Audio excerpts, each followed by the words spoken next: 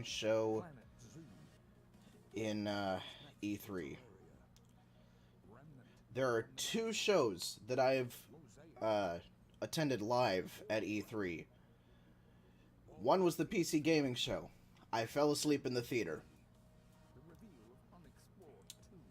Terrible show. And this year promises to be just as awful. Because, right there.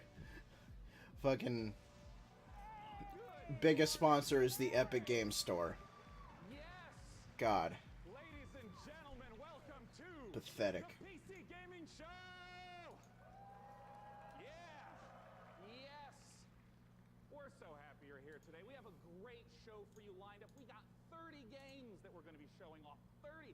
Some of them will be updates to existing franchises and titles. Others will be exclusive world first looks. Y'all ready? Yeah, okay, Well, I pal. want to thank our sponsors for helping make this event possible. Without their support, this event would not happen each year. So thank you so much. Thanks to you for coming out. It's 10 a.m. in Los Angeles. Happy Monday, everyone. Best day of the week. Hello, all of you up in the balcony. And of Yeah, it course, is thanks to you 10 a.m. I just woke up like 15 minutes ago. Twitter, Facebook, wherever you're tuning in from, welcome. God. We're happy to have you. My name is Day9. I'm one of your hosts for this event. Joining me is the fantastic Frankie Ward. Hello! Oh, thank you very much. Thank you, Sean. Hello, everyone. Now, for you guys at home, for the first time, whatever platform you're watching on, we are going to be pulling your clever comments. Just remember that. I said clever comments. From Twitch, Twitter, YouTube, and Facebook throughout the show, making you famous on the internet, on the screen. We're going to be sharing them live. Oh, I see how that's gonna turn out already. Questions for the Borderlands 3 team. And Sean, you've got a mission to put their questions to the developers. That's right. Midway through this show, I'm going to be asking those. They're just gonna be posting a bunch of them that are like praising the Epic Games Store, calling it now. Until then, Like, let's start the PC Gaming Show with our very first title from UK Yeah. developer Rebellion. Several years ago, they announced that they were working on the follow-up to Evil Genius, a real-time evil layer simulator. And now, Rebellion is ready to reveal its nefarious vision for the project. So, PC Gaming Show, who's ready to stroke a cat menacingly? Here is the world exclusive reveal for Evil Genius 2 World Domination.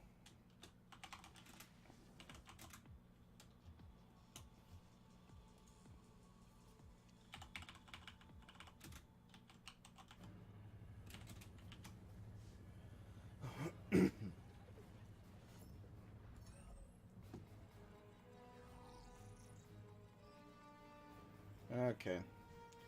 Let's see game.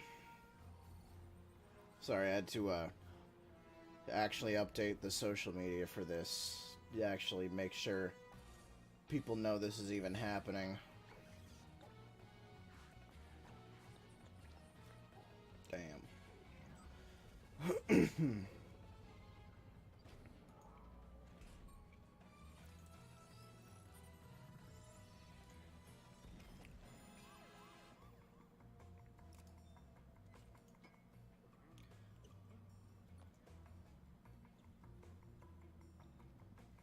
Why these guys is dressed like the Incredibles?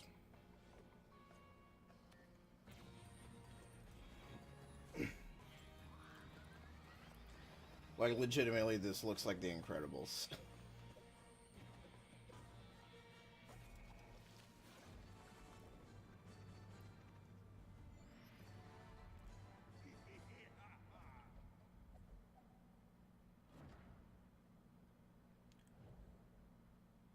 Oh, hey, a Steam logo. Won't see that a lot, this thing. Vampire the Masquerade Bloodlines 2 is the successor to one of the most beloved RPGs ever.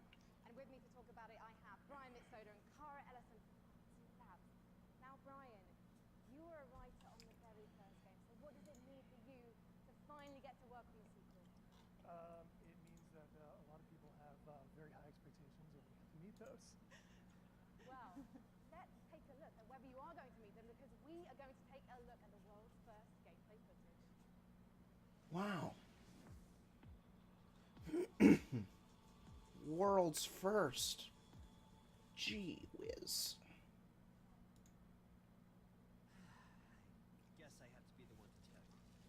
Get a load of this idiot. Hey, Chronix, we're seeing some stuff here, and yeah, we got some stuff going on. Oh, this is Vampire Masquerade Bloodlines 2. I really hate that name. It's way too long. Like, I could have understood if they, like, called it, Vampire the Masquerade and a different subtitle rather than Bloodlines. But there's, like, 2 subtitles now and then a number. I don't know. I don't like it.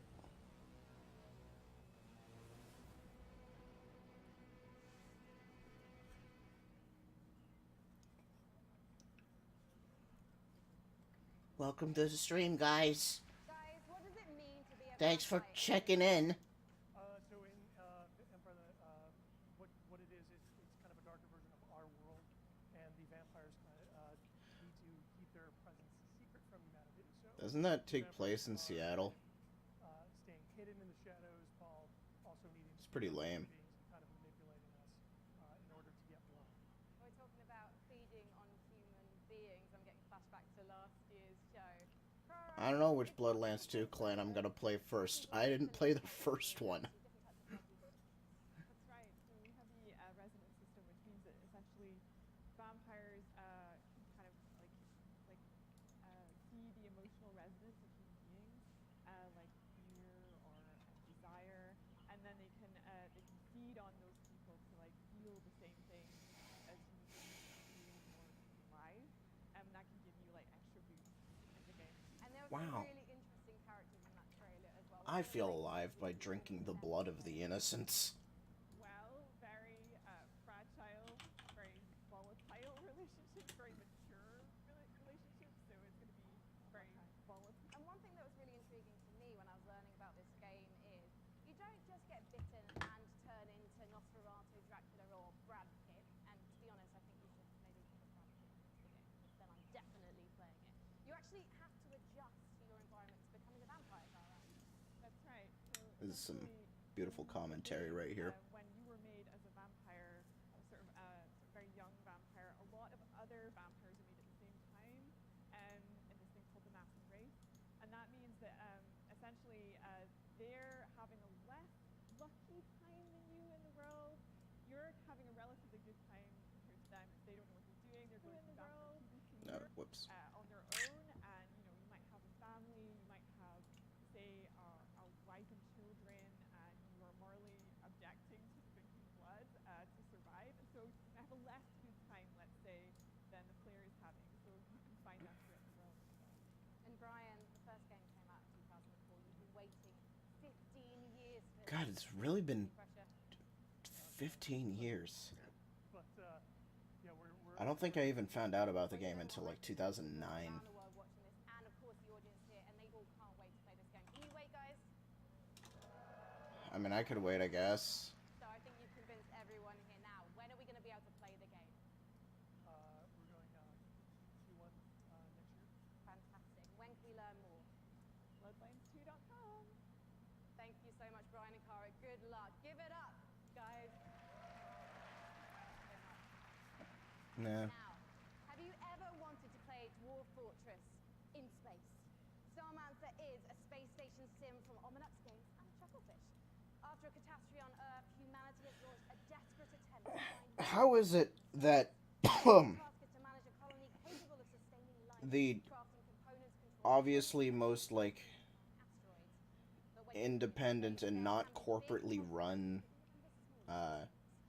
major conference at E3 manages to seem like the single most corporate shitty one? I assume because of all the sponsors and because they have no idea what people actually want to see.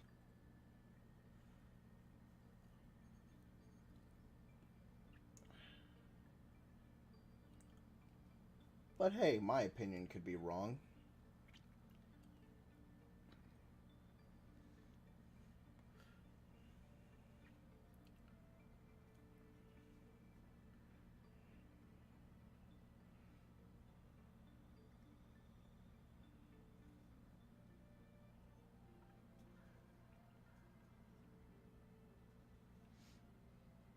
I don't know, I just feel like the PC gaming show should be where, like, you know, a lot of the most exciting announcements are, but it ends up being, like, the absolute most boring one.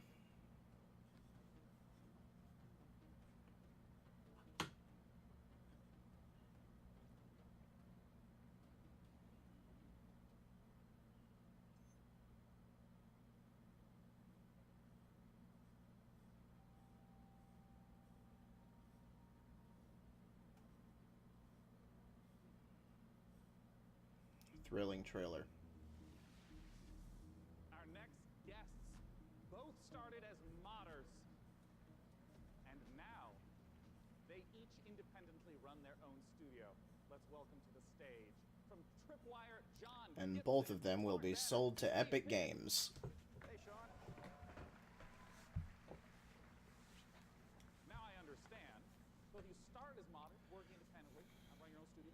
Talk about collaboration that you started together. Yes, Steve. So we've known the Torn Banner guys for a long time, even giving them some advice when they were modders, going commercial, helping them not make the mistakes that we made. And we've been friends. Hey, and question we've for always anybody worked together. watching. And now we've sort How's of the audio formed levels? this independent, former mod team, professional super group to get an awesome game out to fans. Yeah, for us, this is a dream partnership as well. We've always been really close with Tripwire, and we really respect their games. We see them as one of the few studios that's bringing true innovation to the FPS genre, and that's what we're all about as well. So let's take a look at this upcoming collaboration between Torn Banner and Tripwire.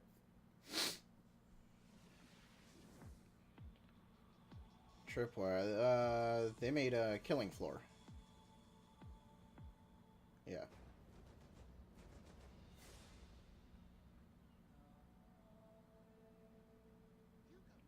I think.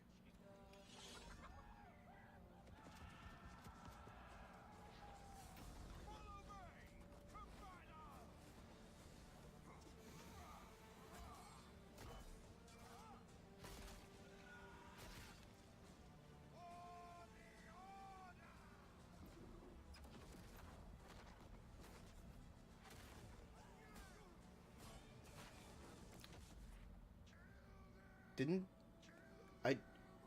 I'm pretty sure I recognize this game. Oh, Chivalry 2. Okay. It's not what I was thinking of, but alright. I mean, I recognize Chivalry.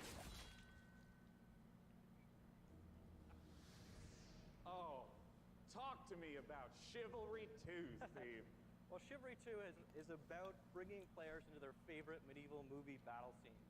And our flagship game mode, Team Objective, does that by having players complete medieval objectives like sieging castles, raiding villages, and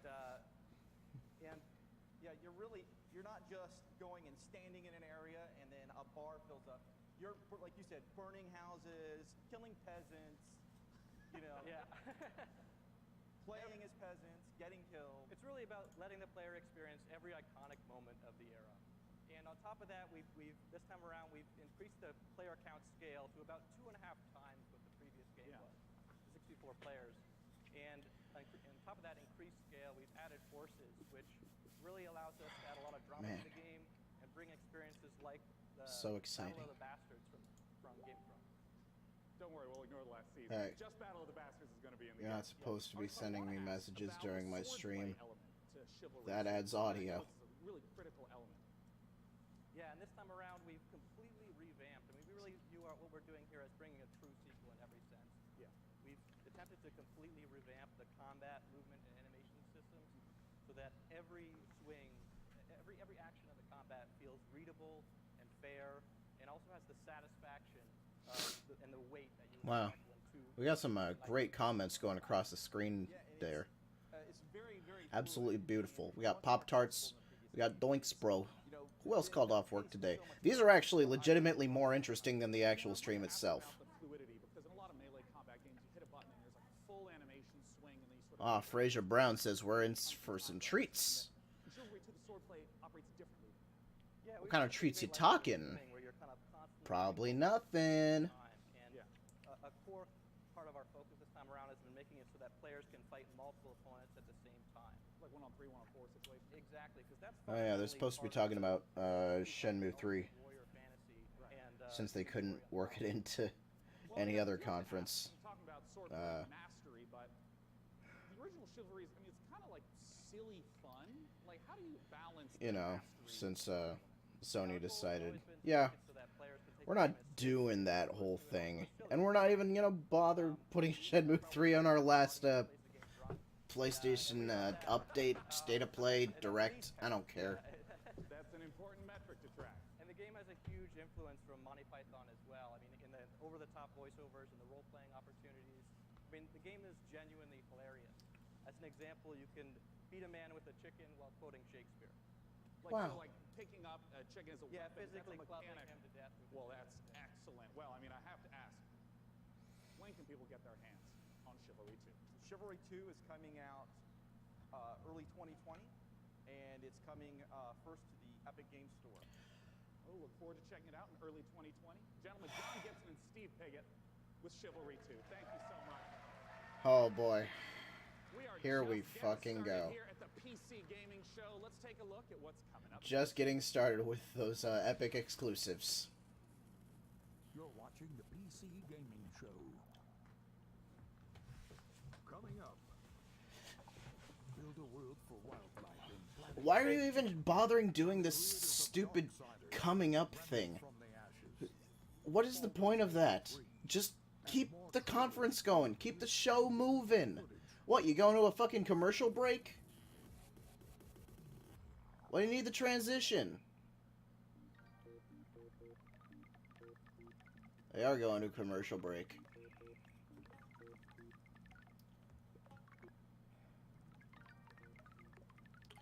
I mean, I'm pretty sure it's for another game or something.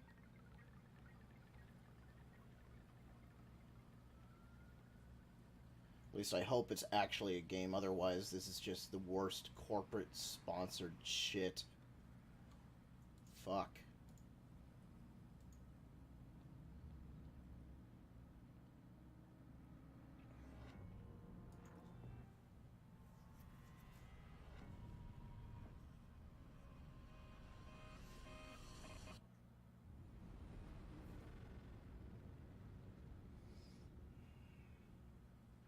Ironic.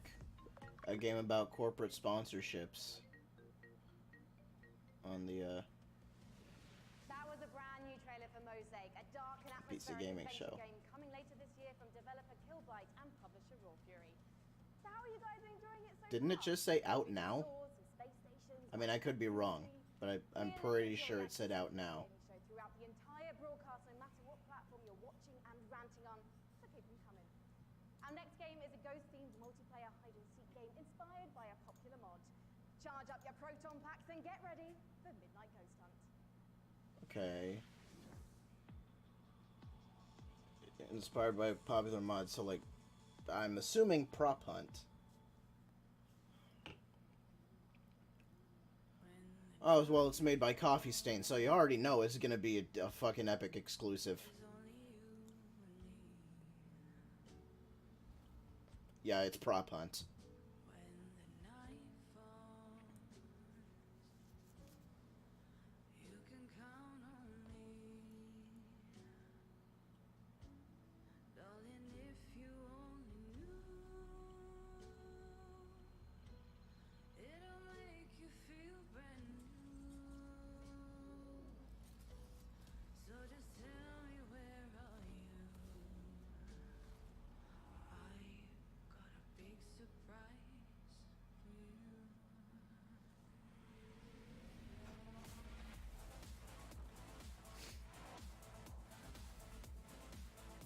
But the prop fight back.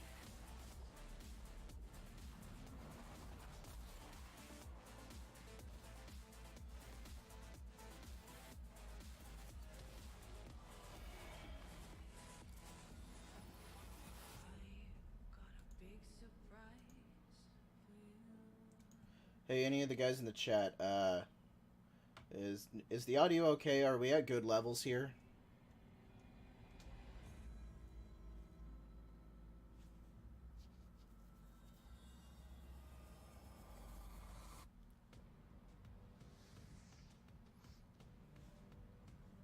Joining me on the stage to talk about Midnight Ghost Hunt is the dynamic one-man team. Creative director, programmer, designer, it's Sam Malone! Wow. Sam, please tell us what is going on in that. What is Midnight Ghost Hunt all about? So The Midnight stream, Ghost Hunt is a multiplayer the ghost stream audio is too low. Like, either as ghosts or ghost hunters. the show. 4v4 format. The ghosts can hide inside average everyday objects around the haunted house. Their goal is to look like harmless furniture, but on the inside, they're not Here, so I'll bump harmless that up a ghosts little as bit. you saw. Yeah, and if I'm understanding correctly, it's not about hiding as a lamp to try to assault and take out a hunter. It's actually, you would do that so that way you can keep running away and continue to hide. Exactly. So Okay. the main objective of the ghost just bumped it is up a to little try bit. to Any stay better? hidden as long as they can until I still the want sun comes out, until the my clock voice to be a strikes little midnight. louder, Midnight being since kind you of know the, I'm, like, hour of the ghosts, commentating. basically. They can fight back if they like, but in general, But, you know, I they want wanna try the to show hide. to But if actually there's be a hunter audible. Kind of off by himself, he can quickly just hit him in the back of the head, knock him out real quick, and he has less hunters to deal with at that point. See. Well, what's the identity of the hunters? I mean, we've been seeing furniture flying all over the place. What are the hunters doing? So the hunters, it kind of can be divided into two different segments. The first part of the game is kind of almost like a detective game because they're sort of trying to figure out where the ghosts are hiding because it's not really obvious at first glance. So they've got gadgets like a footprint tracker, they've got like a radar like you saw, to try to narrow down where in the haunted house these ghosts are hiding, basically. As soon as the first ghost is found, though, it starts getting a bit more chaotic. There's ragdolls flying everywhere, and they have that cannon to really try to smash the ghosts into pieces. So those are kind of the two aspects of the ghost. I see. Well, talk to me a little bit about the inspiration for Midnight Ghost Hunt. I understand it's based on Gary's mod called Prop Hunt. Right. So that's definitely a big inspiration, but the big twist for us is that the props My fight favorite. back. You saw the Gary's furniture, mod. They hurl themselves at you, they knock you out, they send you flying. So it kind of almost becomes like this action hide-and-seek sort of mashup. You have a reason to be a little bit afraid of the things that you're hunting. So that changes up the dynamic a good amount. And I want to ask about when. You know, I the might clock actually strikes play midnight. this We if saw it the wasn't very spooky red obviously color going pop to up. be We a didn't see fucking what happens then? What's going on then? So midnight, Epic if even, exclusive. One ghost survives 4 minutes into the match, then you hear this ominous grandfather clock chime across the map. All the lights will actually flicker out. It'll get really dark and scary, and all of the ghosts that were destroyed actually return as vengeful spirits. They're a lot more powerful than before, and they glow a very brilliant red. So at this point, the tables have turned. The hunters are now the hunted, and they just need to try to work together to stay alive long enough for their evac to come, which is another 4 minutes or so.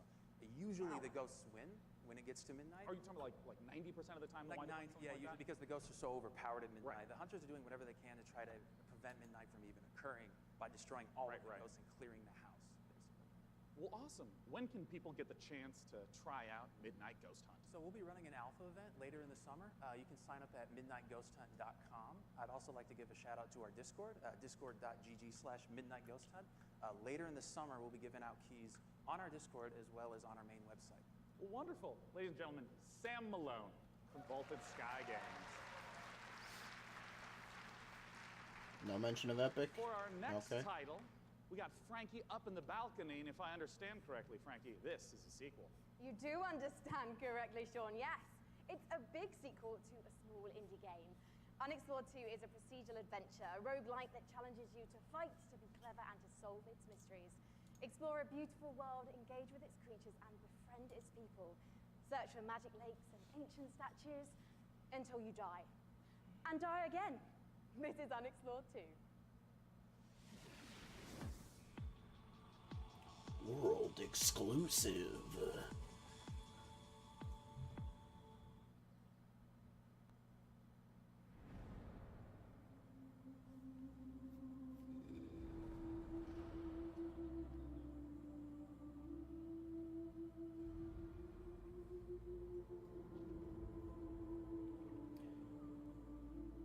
I mean, I like the art at least. Got a really pastel, cel-shaded kind of look going for it.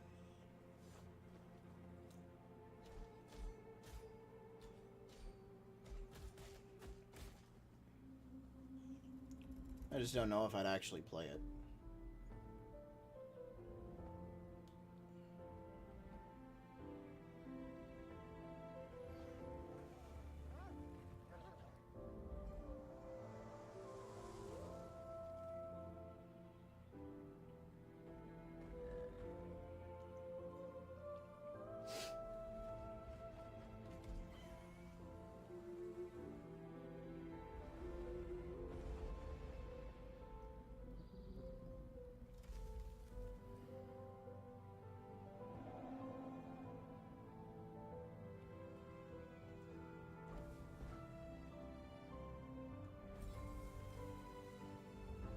Oh, I actually really like the look of this game. It's okay. Unexplored 2: The Wayfarer's Legacy. One If it's of not the epic, it's biggest Fig. Bang for your buck that you can get when building a new rig is investing in a new Why is monitor. Fig Here even to talk about a groundbreaking new display there is anymore? It Samsung. was Dean started by Becerra, welcome, Double Dean. Fine, and now Double Fine has you been got bought for by Microsoft. Come on! Ah! Well, let's take a look.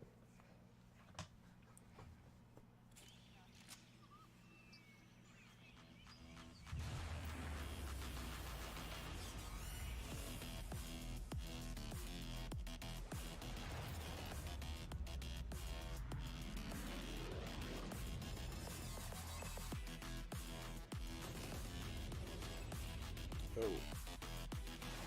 I just got a call about a job application. Whoops. I didn't even know. Huh. Well, how about that?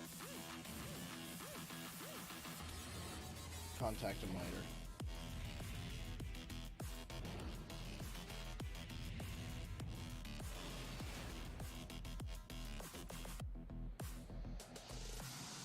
Yeah, I don't give a fuck about this Samsung mobile bullshit. Dean, we've seen the video. No thanks.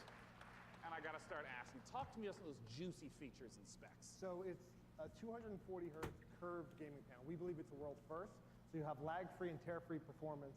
Oh, not mobile. And we Okay. think that the curve, Maybe I should actually pay It's attention. going to be a very immersive experience that you wouldn't get from a traditional flat panel. And I wanted to ask a little bit about some of the color specs. Sure, it's a 3,000:1 contrast ratio. So you get those deeper blacks, brighter whites, Right. and hopefully you'll see your enemies first before they see you in the dark scenes. Is NVIDIA involved in this? Because I know they're supposed to make some hardware announcements during the show. Since this is the PC gaming show and we're showing off During a variety E3, I of mean. games here, what are the Like, types of games that you can know, expect with, that 240 hertz refresh rate and the G-Sync? There are your cards and everything. Oh man, thank you, Valnar275. Thank you for subscribing. We'll, of course, have to Or ask, not subscribing, just you when followed. is it Aw, available, man. but what type of Thanks, console are though. we talking? So it'll be available Appreciate to ya. buy for under $400 for a 27-inch channel. So it expands our gaming lineup to 8 miles. Yeah. Because when you said 400, I mean, that's the 27 inches. Right. Wow. Yeah, so our gaming lineup will be expanded to 8 models, ranging from 24 all the way up to a 49-inch dual QHD. Check out Samsung.com/gaming240 or see us in the back of the room for more info. Yeah, that's right. For any of you in the audience, it's there. You can go there for it. Oh, oh boy. Okay, it caught up. Well, I want to let you know that we have all sorts of great presentations and games coming up. Let's look at what's coming up in the PC Gaming Show. Stay tuned for more announcements, trailers, and never-before-seen footage, including Gearbox answers burning questions about Borderlands 3, the next game from Clay Entertainment. Get ready to rip the galaxy a new wormhole in Valfaris. And more. Valfaris! I'm surprised they actually even got Borderlands 3 And for now this. the PC Gaming Show presents What's Next from Funcom. Funcom. Who are they again?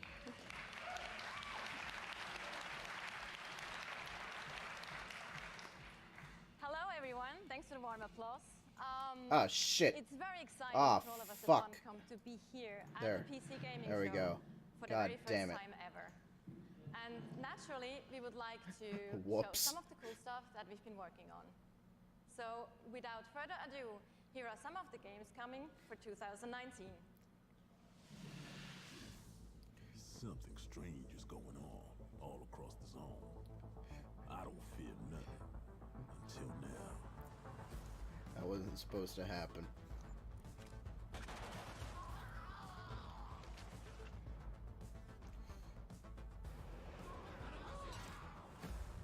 A lot's happened since you've been Okay, traveling I didn't around. see the PC in there at first. It kind of blended in with the background. So I just saw Xbox One, Nintendo Switch, PlayStation 4. Thanks for advertising the consoles to me, pal. Wave approaching.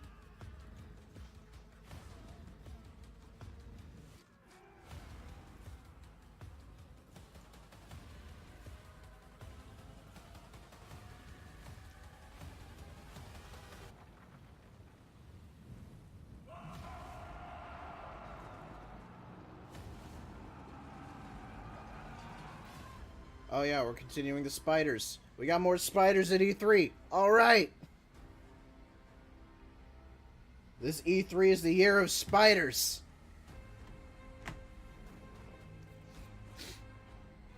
Do snakes count as spiders? They're kind of just like spiders without legs.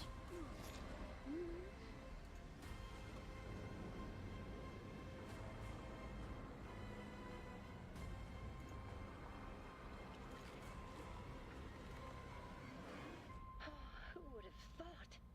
My son, off to fly among the stars. Dead in Space.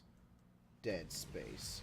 It's Dead Space 7! Stage, founder and director of Mighty Kingdom, Philip Mays.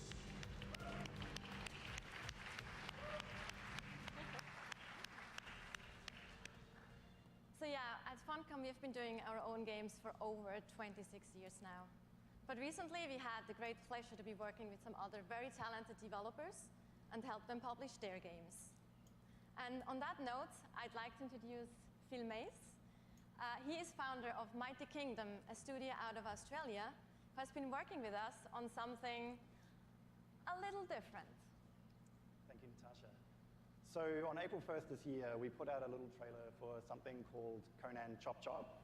And considering the date, it was perhaps no surprise that people decided that that was an April Fool's joke. So yeah, we have a little surprise for you.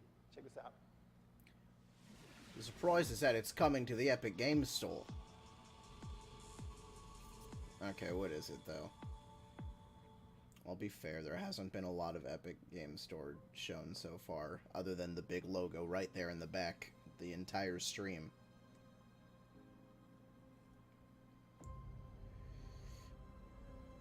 I don't know if it's the best Conan game so far. I mean, there was that recent one that had the dick slider.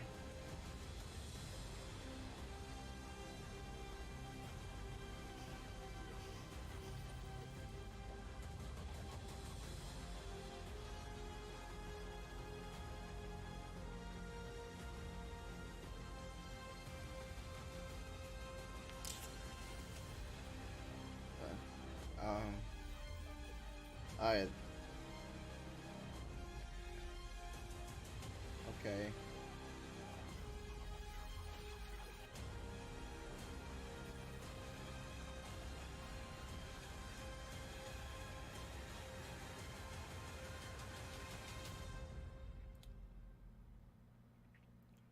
All right. Sure. So there you have it, Conan Chop Chop. It's a roguelike action-adventure game. It's very real, and it's coming to PC, Xbox One, PlayStation 4, and Nintendo Switch on September the 3rd this year. It's 2019. It's very real, very happening. It's actually happening, guys. So if you want to give Stick Figure Conan a try, then please don't hesitate to drop by. Thank you. Thank you so much.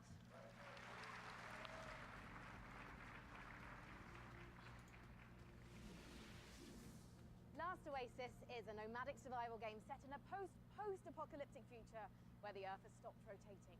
The last humans need to outrun the blazing sun in massive open-world environments. Good times.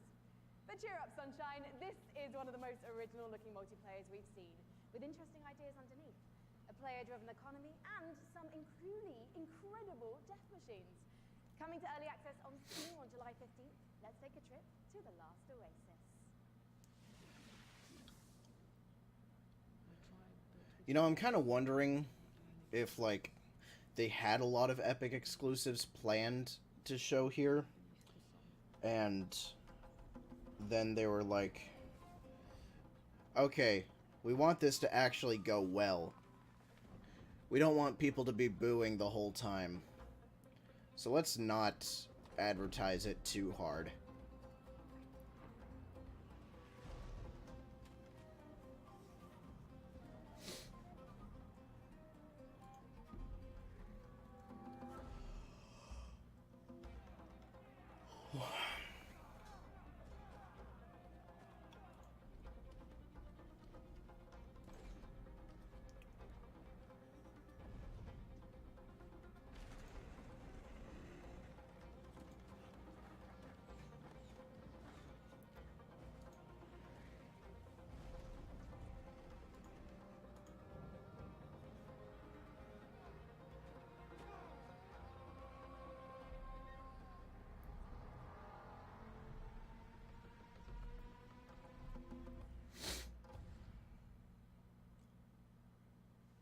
this is the last Oasis. The final one. If you dream about the Oasis, you could even call it the Final Fantasy.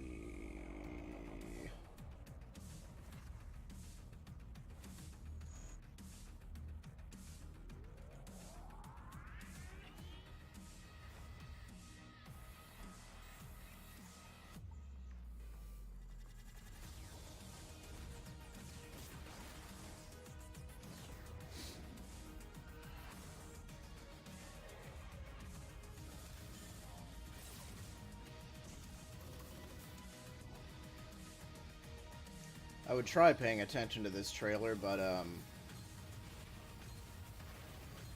fucking... I can already tell I'm really not gonna be a huge fan of it. So, whatever.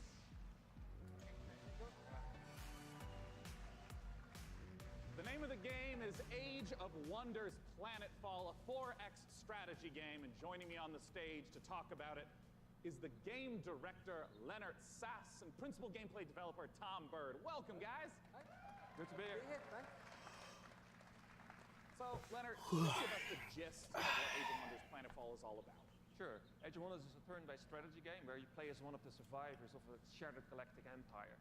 At the start of the game, you choose or create your own faction. Yeah. They include the Vanguard Expeditionary Forces, who are in cryosleep when everything went to hell. There's scavenging cyborgs, or the Amazon bio. So I want to know is, after this stream, you know, how many of these games are going to be bought by Epic? 4X strategy games. To give a sense of what the gameplay is, I just want to start from the beginning of a game. What happens when you? Because I have a feeling that's going to happen to a lot of these. Onto the planet. The planet is where the entire game takes place. And that spaceship will then transform into a capital colony where your entire empire begins, your sort of attempt to take over the world. Around you, you've got a number of sectors, and each of these sectors has a little story, well, not most of them. So maybe you'll find a genetics lab, which is still full of horrible mutant creatures, an entertainment complex overrun by horrible robot monsters, a temple with holes in the sky and horrible demons who get you. We got the demons, I guys. see in the trailer dinosaurs with lasers, correct? Dinosaurs with lasers. Perfect. Well, Cats with lasers. No, sorry, no cats with lasers. I'm so sorry to disappoint all of you. No cats with lasers. We cut the comment feed on the bottom of the screen. You know, I saw the expansive tech tree Damn, show up that was in the game best part of the briefly. show. I know that growing resources and tech is a huge part of strategy games. How does that function? Right, so part of these territories come from your origin race. They sort of represent the past of where you came from. They include new units, new modules for your units, like jetpacks for your troops. I really wish there was a good way to sit at my desk. Like, kind of terrible with the way I have it set up. Yeah. And then the second part of your tech tree. Bad move on my part. Technology, and that's all about the future of your faction. So you can create like a combination between man and machine or man and computers. Yeah. Others include doomsday technologies that allows you to infect the entire population with alien brain-eating parasites, or win the game by splitting space-time. I love how many details you're giving me of the horrors that await on the planet. The future is not a pretty place. Well, I want to ask about some of the combat that we saw. Let's make it a lot pretty of strategy place. games, the combat can be very brief. It just, you know, shows two armies pinging off each other. But I understand that the tactical layer is quite rich. Right, so when combat starts, you'll see, like on the world map, maybe like a little sort of space lab or something like that. When you go into combat, you will zoom all the way in, and you will be inside the lab. You'll see all the pipes and all of the goops flowing around. All of your units, which you've been putting together and built, are now deployed. In turn-based combat, you can move them into cover, use their abilities, shoot laser cannons. Maybe you've chosen advanced, you've got like a bunch of space dwarves in little metal suits that dig holes in the ground, like shoot from the holes. Maybe you've chosen the Kirko, sort of horrible alien bug monsters. They run forwards and slash people and puke acid on them, that kind of thing. I mean, how long do some of these battles wind up lasting?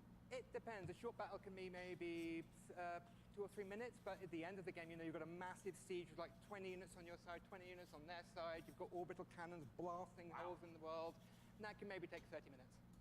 Well, talk to us about when we can play the game. Okay. The game is due this August 6th. It's going to be available on PC, multiple platforms, consoles, and it's available for pre-order now. Well, lovely. All Hey, right. what's that URL? It's aow-planetfall.com. Well, I'm looking forward to it. Wow. 2 months Thanks away. for the Gentlemen, URL. thanks for joining me up on Thank stage. you. All right. Thanks for giving me the URL, Thank you guys. for sharing the horrors of the future. Thanks for the URL. Why, the year is 1946, Sean, my dear boy. Europe lies in ruins torn apart by the satanic Flamzee. A brave band of heroes cast the You know, the audio was pretty good there until she started echoing. It's far from over. Achtung! This is the world-exclusive reveal of the next shooter from the makers of Sniper Elite 4.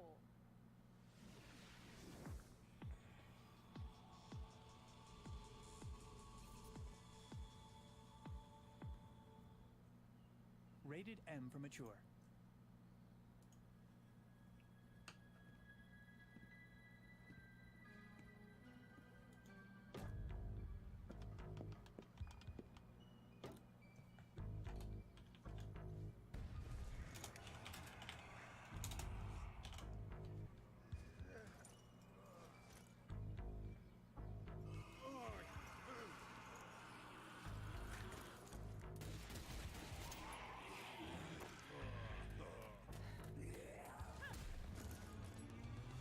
I don't know shit about Sniper Elite. Also, these guys don't look like snipers to me. They got like a pistol and a machine gun, and they're killing zombies.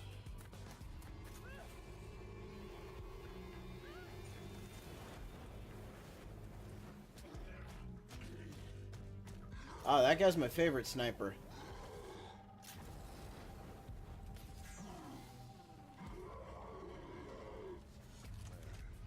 Oh, there he is. There he is. That's the star of the game, guys! There he is! That's who we've all been waiting for! What is this, Mortal Kombat X?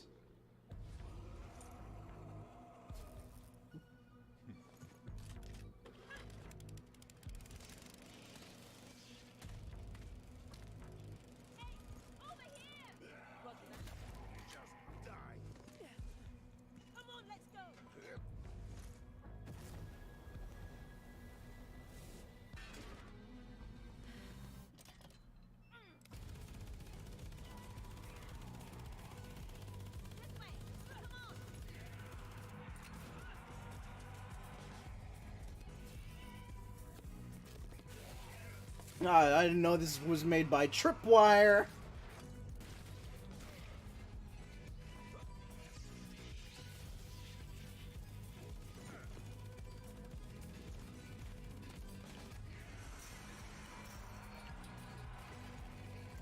Man, I really love playing as all my favorite snipers in Sniper Elite 4.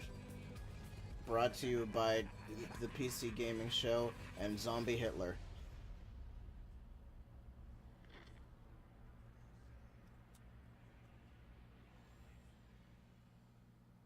Oh, this isn't Sniper Elite. I thought they said that this was Sniper Elite 4. Zombie Army 4, okay. What's next for Warframe? A surreal noir adventure set before We're back to Nazi zombies. Never seen that before. Bang.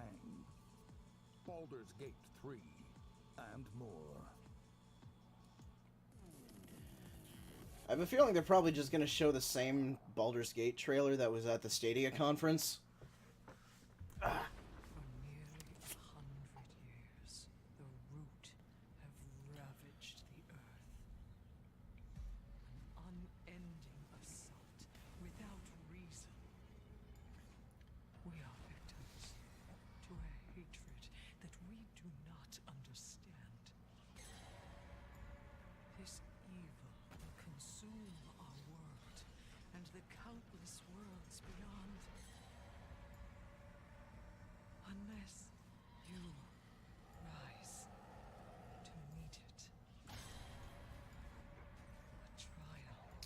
That's a thick-ass boy.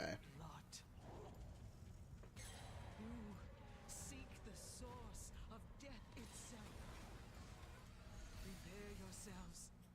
They are here.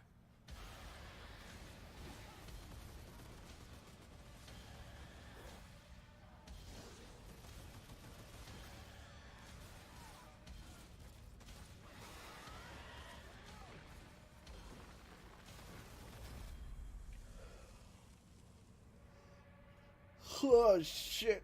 Fuck! Someone joined the chat. Final Fantasy VII kid. Oh jeez.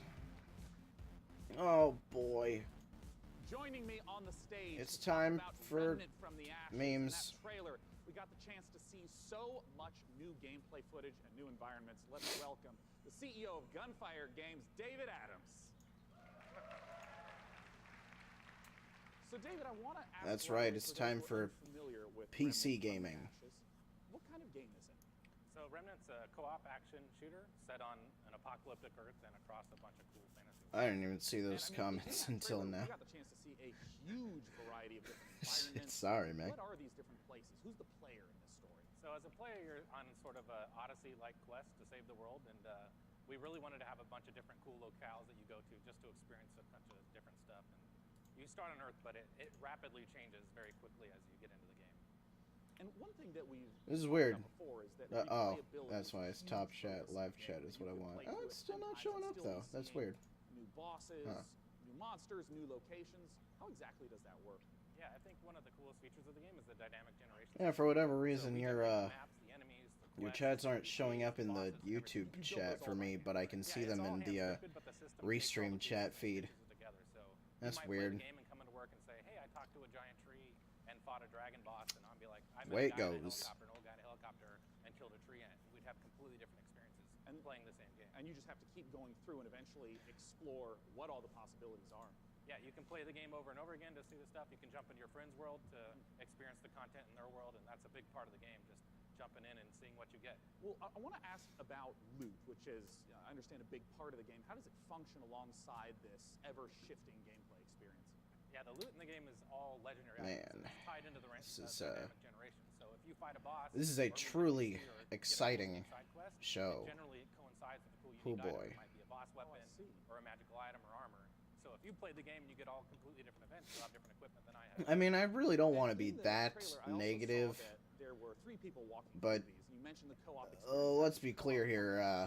So the game's full co-op. This is from pretty beginning to end. awful. You can jump in at any point, and the game's definitely slower paced, more difficult. I mean, you will die a lot in this game, so awesome. There's a huge. How many advantage for years friends has to come in there and help you take down bosses or fight the off PC gaming show been going on? It has to have been like 5 years now, and they still haven't figured out how to put on a decent show.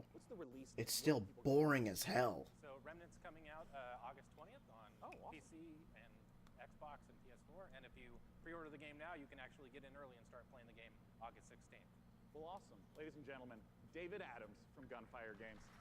Thanks so much for talking to us about Remnant. And as we mentioned earlier, keep those questions coming. I will be asking on stage the creative director of Borderlands 3 everything you want to know. Doesn't matter what platform you're on, just use hashtag PCGamingShow. And until that time, let's talk about our next title. This one was announced 2 years ago at the PC Gaming Show here. It's a game from Clay Entertainment called Griftlands. It's changed quite a bit in the last 2 years. It's now I don't even a fucking remember deck-building this. roguelike where you don't just fight 2 years ago, I was literally in that theater, and I do not remember this at all. Game Store in one short month on July 11th in alpha. Let's take a look at some of the footage of what you'll be playing.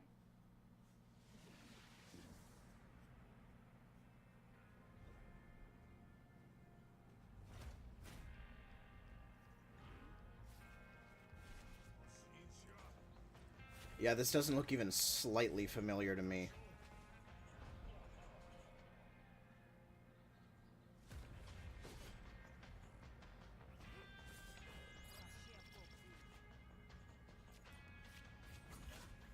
You know, I really hate art direction like this.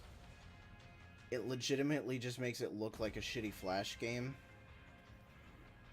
At least, like, during battles. I don't think this in itself is bad. But, like, during these battle sequences, God, I hate how it looks.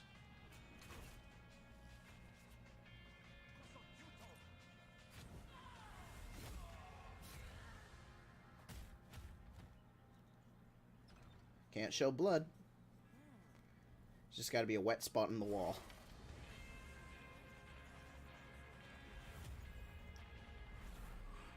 Oh, there it is! Epic Game Store! Shocking.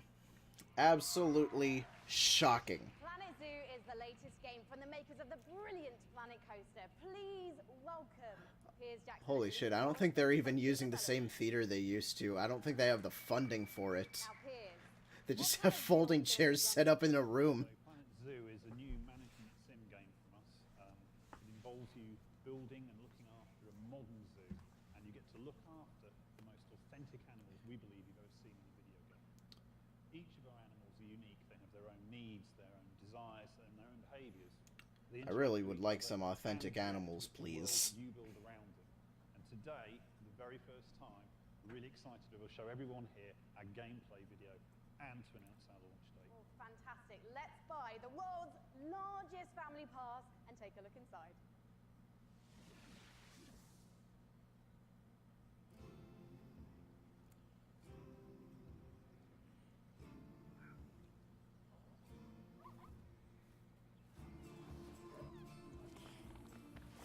We got it all, guys. We got bears, elephants, alligators, giraffes. This is it. This is the big one.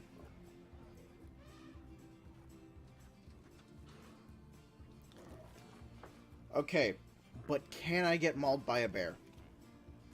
Okay, good. We got shit in the game. What more could I want?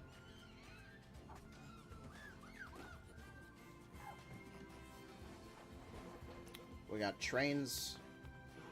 We got long horses. We got striped horses.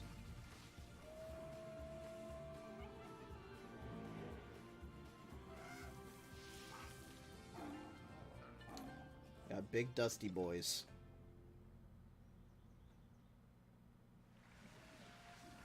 Lisa, I love some of the animal shenanigans here. I mean, hippos pooing, adorable baby elements. It's absolutely brilliant. I can't wait to play it. But before we saw the So we got one guy on a laptop and one guy on a phone. That's probably the extent of media that even bothered coming to this. If either of them are actually media. Learning about conservation, you want to learn about the research that they're doing, you want to be educated, and these are all things that you're going to be able to do in Planet Zoo. And these ideas of the modern zoo is really what we take to heart, and we're going to be promoting, the health and the welfare of your animals as the most important thing to do. And Piers, when can we? What the hell was that? Just a little music sting right there, out of nowhere. Started playing another trailer and didn't realize. Voiceover for it, and we'll be releasing that onto Frontier's YouTube channel. That goes live this Friday at 11 a.m. Pacific time. Well, fantastic! I cannot wait to watch. Thank you so much for joining us. Piers and Lisa, everyone. God. Next up, we have a very special guest all the way from Japan. Is it Kojimbo? Kojima, where are you? Stage, gaming industry legend and Shenmue creator, Yu Suzuki. Okay, it's Yu Suzuki. Alright. That is right. Ladies and gentlemen, joining me on the stage is a legend of Japanese game development. It's Mr. Yu Suzuki. It's the big guy who spent a bunch of money to make an overrated game. In addition to being the brains behind the following games, Hang On, Space Harrier, Outrun, Afterburner, Virtual Racing, and Virtual Fighter, Yusan also created the Shenmue series, and he's here to talk about Shenmue 3 right now. Yeah, Shenmue. I love standing around and waiting for a store to open. Standing on the stage today. Make sure your mic is on first. I just want to say thank you to all the fans supporting me for the long 20 years. Thank you very much.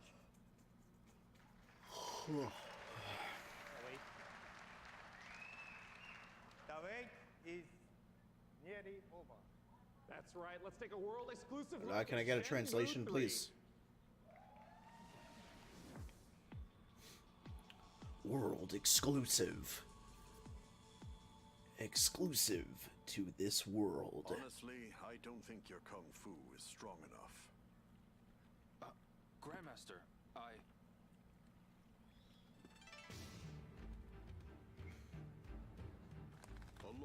ago, martial arts were bad, but humans are interesting creatures. They're practiced in secret, away from prying eyes. God damn it, this voice acting is too good to be Shenmue. Practiced atop this very boat. Nam-Tren survived the ban and was passed on in this way.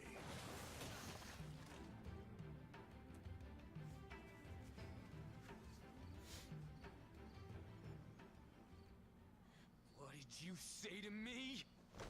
Never mind. Stop it.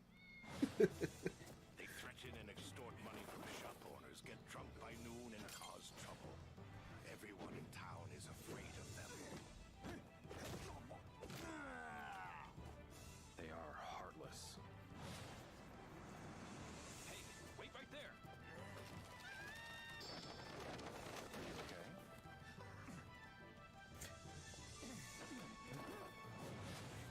This is him, the Japanese guy who got in our way. You've got some guts to barge in here on your own.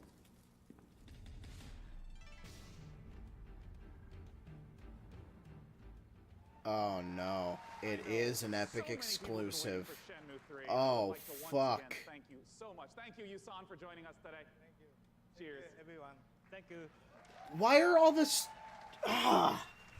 Now our next title is near and dear to my childhood heart. It's based upon a game I grew up Why are all playing these called Japanese developers going for Epic exclusives? Let's take a look at an upcoming collaboration between Coffee Stain Studios and Lava Jesus. Potion.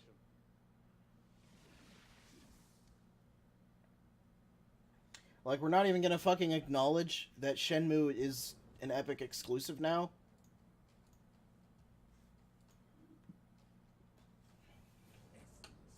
Is the pre-order page not even on Steam anymore?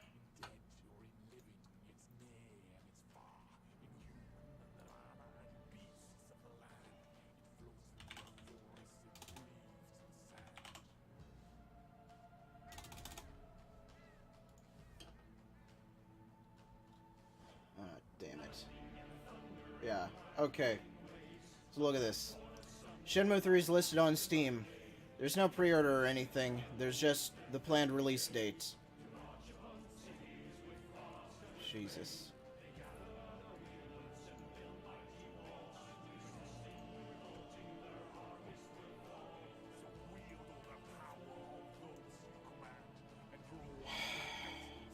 Fuck.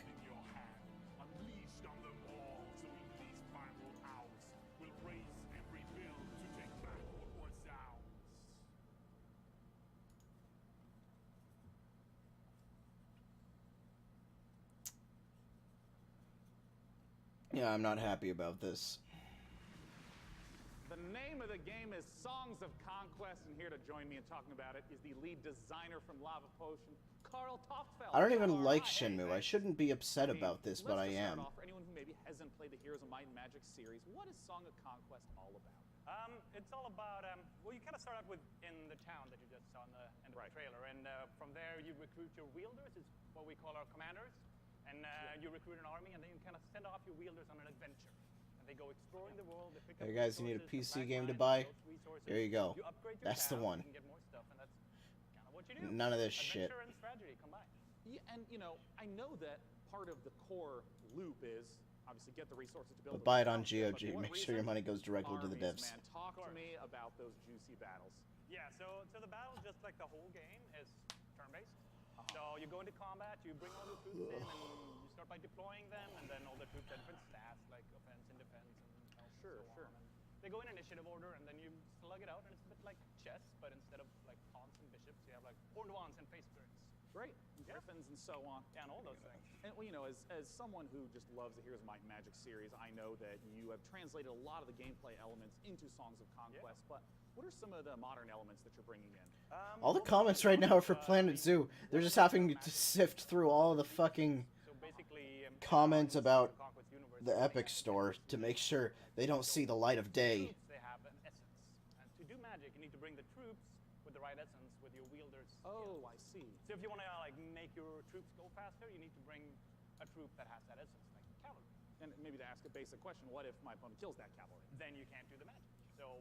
Oh, I see. Okay. Yeah. So if you're fighting someone, you kind of have to like weigh the pros and cons of what to kill off. Like, do you want to destroy their magic or their powerful troops? where can people go to get more information? And as always, when's it coming out? Late 2020? Oh, it's quite a ways off. It's quite a ways off, but you can go to songsofconquest.com, Okay. sign up for alpha, and then you can play earlier. Well, as you know, I'm really looking forward to playing it, Carl. Thanks for joining us. Thank you. Now, our next title is an update to a popular co-op game. Let's see what's in store for Vermintide 2.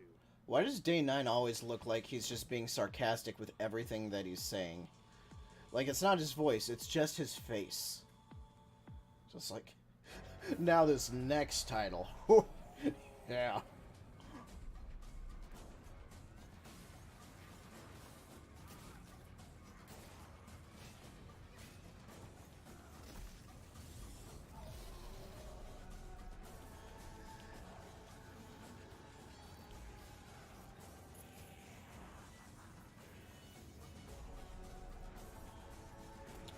It's the rat game.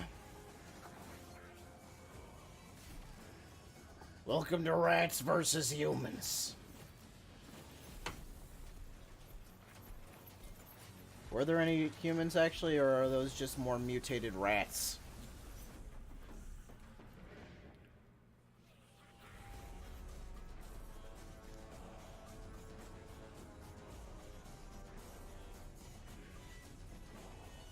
Big rats. Nope, those are humans. Okay, and a dwarf. You just saw the reveal of the new PvP mode coming to Vermintide 2, which turns the Warhammer Fantasy cooperative game into something even more brutally competitive. It looks deliciously vile, and surely I don't know shit about Vermintide or Warhammer. going ham on a fellow player, making him or her Fucking- little baby rat tears behind their computer screen. Fucking You can rats. sign up now for the Vermintide 2 versus beta at vermintide2.com/versus. In Per Aspera, you're an artificial consciousness orbiting Mars, whose ultimate purpose is to terraform the planet, starting from a single drone in your landing site and turning the planet into a flourishing second home for humanity. Nah, I'm good. Courtesy of developer Talon Industries and publisher Raw Fury, here's a first ever look at Per Aspera. As we all know, reaching the Red Planet was not humanity's greatest achievement. Transferring the complexity of the human mind to machines was. So they can succeed where we failed. So they can build us a home on that distant, dusty rock. Today, Amy reaches Mars and begins their mission. There's like 3 different art styles going on here. Of course, I'm with you, Houston. Okay, so terraforming, yeah, that was explained before.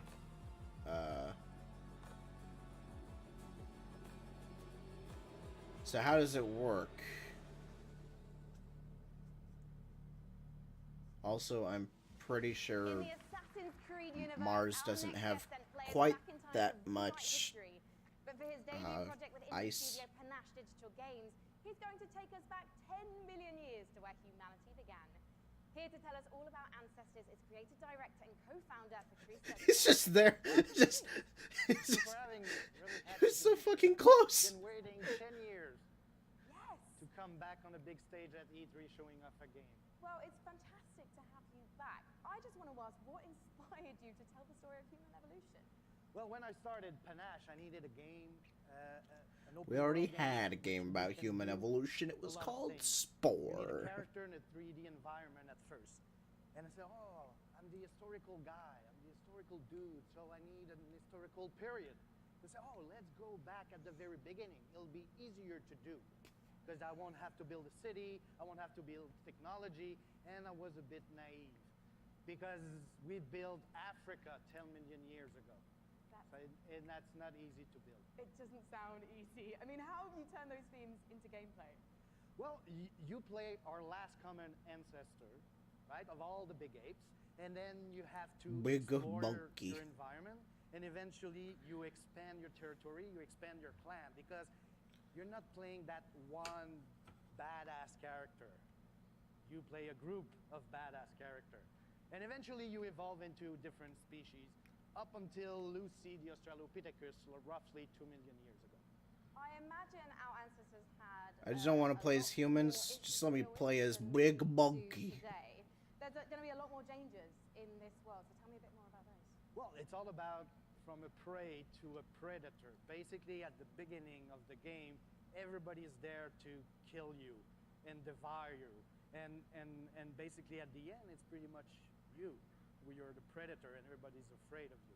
And that's the idea of Ancestors, the Humankind Odyssey. So, Patrice, ultimately, what is the key to evolving your clan successfully? Curiosity. You need to explore because, you know, I made game about characters and you needed to follow the story I wrote for you. This time, you're basically writing the story, right? There's no story per se inside. It's not about going and see mission givers. It's not about looking at the mini-maps and the little dots. It's about you, hey, Homo sapiens. Can you survive like our ancestors did? And that's the question I'm asking the players. It'll be, for you to answer that question, August 27th. I feel like not enough is actually being shown I was here. going to ask you when we can see it, and you answered my question first. Thank you so much, getting Patrice. good at this. As Patrice says, Ancestors will be released August 27th, and you can learn more at AncestersMade.com. You're kind of just telling me about it with some footage of the monkeys. Fuck off! Shitheads.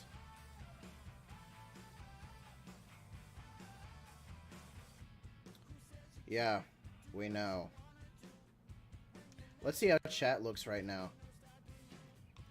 Yep, that's about right.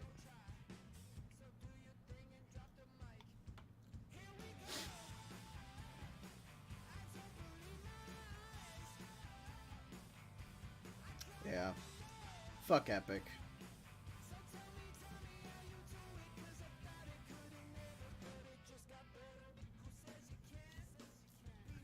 So when are these comments gonna show up on the stream?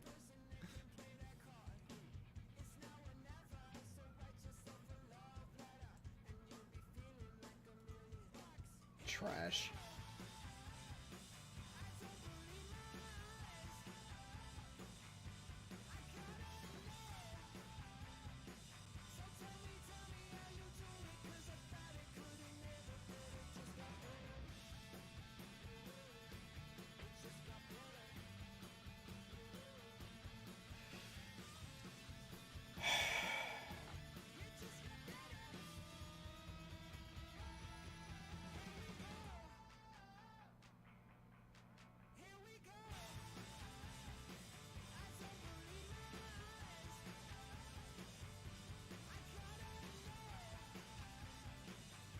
Fucking hate the Epic Store.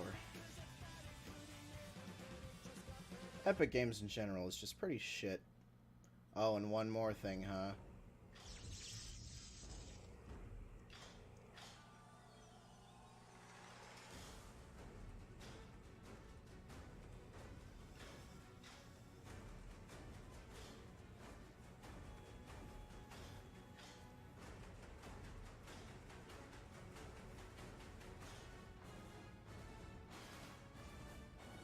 Okay.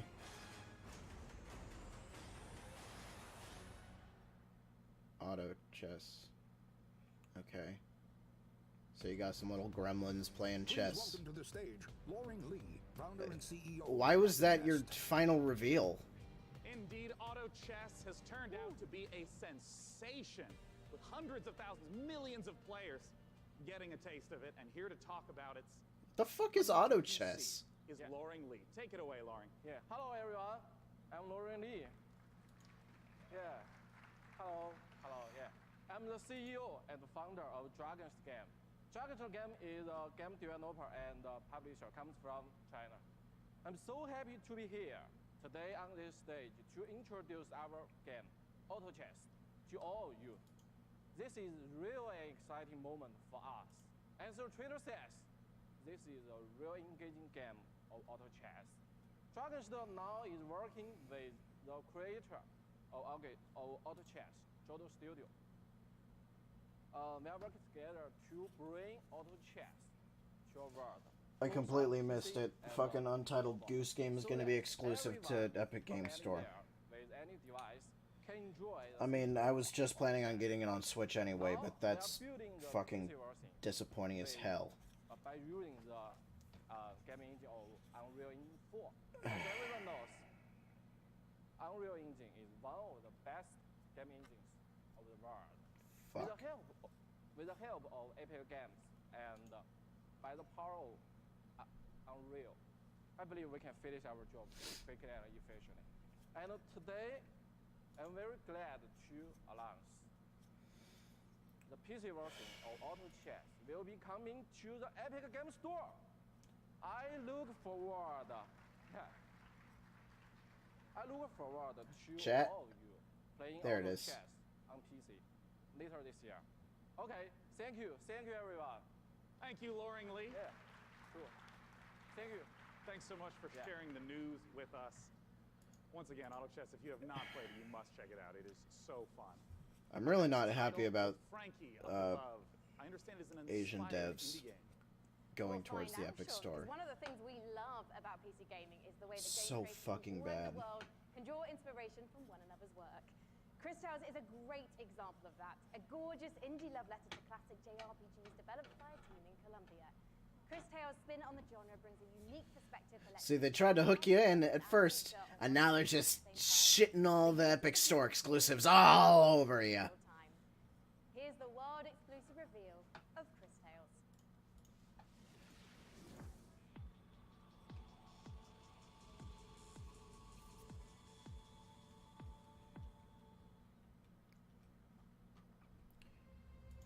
So she said it was like a JRPG. All right, let's take a look. If you saw what was, what is, and what would be, Sick. if you knew how it ends, would you change it? Could you make the hard decisions? And would you be strong enough to fight? You know, I wasn't sure about this art at first, and now I think it looks alright. Actually, no. I hate the battles, so... I don't know what it is about them, because I like a consistent art style, but I really hate when battles look like this. It's something about the way the characters move. I don't know. Chris Tales. Okay. Alright, it's on Steam. For now. In PC gaming, it's not the size of your weapon, it's how you use it. And I'm holding one of the, well quite frankly, it's a bit average, isn't it? It's just your average, you know, Glock, really. No, it's one of the ridiculous alien weapons from our next game, Valfaris. A brutal, heavy metal-infused 2D action platformer inspired by true old-school classics like Contra and Turrican. Assuming the role of fearless warrior Therium, players must blast and slash their way through the doomed citadel of Valfaris, overcoming its deadly environments and enemies before challenging the arcane evil at its very heart. Get ready to rip the galaxy a new wormhole. From publisher Big Sugar, this is Valfaris. I think that was mentioned earlier. Ooh! This is how you get me instantly interested.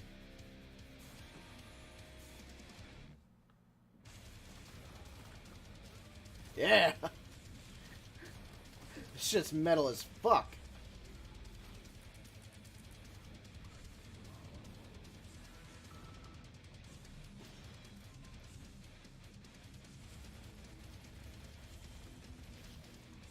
Hell yeah.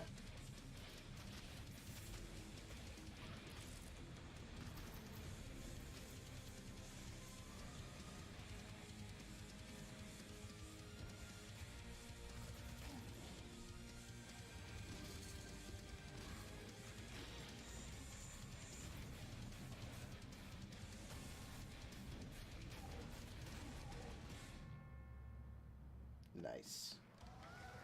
Just incredible action in the Valfaris. Yeah, I'm digging that. I'm very excited for our next guest. In case you have not been in downtown LA, E3 is covered with Borderlands 3 art. It's amazing, it's beautiful. And joining me is the amazing and beautiful Paul Sage, creative director of Well, Borderlands 3. Beautiful's the new one. as long as it's not Randy. Go, Paul. Welcome. I mean, there's been so much hype around Borderlands 3. What's the stuff you're really excited to be sharing this year at E3? Oh man, so we've talked about our Vault Hunters. Well, this time we get to talk about Moze, and she is. We really like to talk about how it's an Epic Store exclusive, and how our CEO just assaults people. Yeah. Going to different planets, so a lot of stuff to talk about. Well, I mean, I want to start right off with Moze. Tell us everything you can about her. Okay, yes, I'll tell you everything I can. So Moze, again, like I said, she's a mech pilot. She has this big mech. It's called Iron Bear. She gets into Iron Bear. Yeah. We have multiple action skills, which means that she can equip either a minigun or a railgun or a flamethrower. If you want to barbecue your enemies, something like that. Oh, so, nice. Mix and match. Yeah, Moze is a terrifically fun character for us right now. Now, we've been excited to be collating a whole bunch of community questions. We're going to break them into two categories. First, there's a whole bunch of repeat questions that I want to make sure we get to right now. One of the big categories is about loot, because you've mentioned having a billion guns earlier, but what can you tell us about some of the other gear, the other progression systems in the game? Yeah, so let's talk about grenades, like one of my favorite things that we don't get to talk about a lot. So in the past, we've had grenades. If they've had like one thing, they can bounce, they can stick to different things, Yeah. This time, we're combining like all of those things. So for instance, the other day I was playing and I threw a grenade, and that grenade had a bounce, it would stick, an explosion would come out, and the grenade would fire guns as it was going through, right? So we have like a ton of different grenades that are in there. The grenade explodes into guns? And it explodes the stream. All right. Good job, guys. In front of you, so just tons F's of in the chat. we have with our characters. Class mods are unique, and they give you skills this time as well as enhancing skills you currently have. I also remember earlier you mentioned about artifacts. What are those? So Oh shit, Randy's hacking the stream. Kind of concentrated on like, hey, does the game feel fluid? Can I, slide into things? Can I jump? Can I mantle? Right. So when we were playing with that, we slid into it, right, and the barrel exploded. And we're like, well, that's kind of fun. Yeah. So why don't we do something like that? So our artifacts actually add certain things to movement. So for instance, you can slide fast. Holy shit. You can slide, and This is every just time you slide, turned to there's an trash. explosion. We have something we call Oh my fucking god. Second category of questions unrelated to loot. Yeah, everybody else is getting It's this gonna be a too. single-player campaign. What's going to be happening Ooh, after the boy. campaign? What are some of the beyond the single-player, maybe end-game content that you can talk about? All right, in-game content. Okay, well, it's E3, so I can give a little bit. So we have this thing what we call the Guardian system. So for those people who play Borderlands, man. you might remember Badass Ranks. Badass Ranks, you can get, it's basically kind of an infinite progression system that added to your stats. Yeah. We doubled down on that. We have what we call Guardian Rank. And Guardian Rank not only has that infinite progression, but it has skills and different skins that you can open up as you go through. And the cool thing about This that shit's is like dumb. every character that you play on that account gets the benefits of Guardian Rank. Oh, interesting. All right, last category we're going to go through. The PC gaming show has been a great showcase so far. Lots of game I've never heard of that look very interesting. Aspects. How do you build it? Right, so I think of a boss fight, I'm an old school Nintendo fan, right? So I love huge boss fights that have like three phases and stuff like that. You guys are so wrong. Those people, smart people in the audience know that we've talked about going to vaults instead of vault, right? And so there are different like huge boss encounters there that are just multi-phase boss encounters. We have like a lot of different mini bosses throughout the game, so a lot of different boss encounters throughout the game. Well, now I want to ask some really quick questions that should be yes or no, very brief. First from Castore. How will you be handling multiplayer? Multiplayer, we will basically be allowing anybody to jump in at any time. So, awesome. From MHL Animations. Can I pet the gun? Great question. I'm not here to judge what you do with your gun, so that's a personal question. All right, great. Sam Wiseman asks, is Maya's new companion a siren? People are asking the right questions. That's what I will say about that. Oh, you tease. Sorry.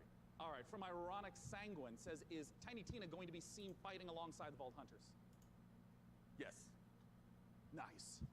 All right, I'm just going to blast through a couple more as fast as I possibly can. What's the level cap at launch? 50. Will we get to see Flak? Yes. Will we see golden keys and or shift codes for Borderlands 3? Absolutely. Will there be duels? Yes. Other kinds of PvP? Yes and no.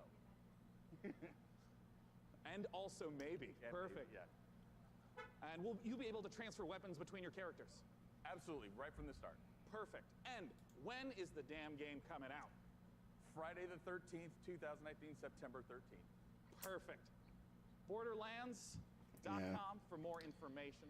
Thanks so much for joining me on stage. John, thank you. I don't really care. And once again, if you have not seen all the setups in downtown for Borderlands 2, oh, they're beautiful. Our next game, we're going to be revisiting a guest that we saw earlier in the show. He's upstairs with Frankie. What you got for us? Oh, no. Oh, hi, we're live. Sorry. Hello, I was just, I was actually testing out my outfit for this weekend. I don't know, what do you think, John? I think you look really sharp, as Well, always. at least it's Very not a sharp. duck. Thank you so much. John Gibson, president of Tripwire. Thank you for joining us again on the show. Yeah, very excited to be busy here. man, yes. Yes.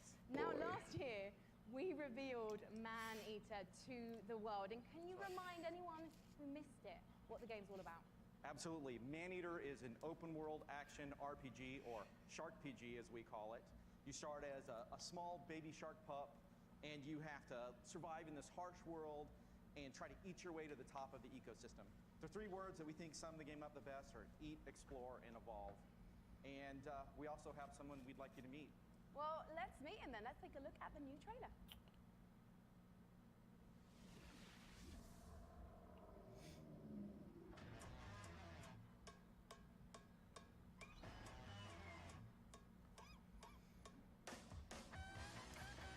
Oh wait, is this the shark game? Yeah. I went to a panel at PAX, hosted by the sound designers for this game. The audience recorded like a bit for the game. So like technically I'm in this game. Sick. Come any closer with that camera, we two gonna tussle.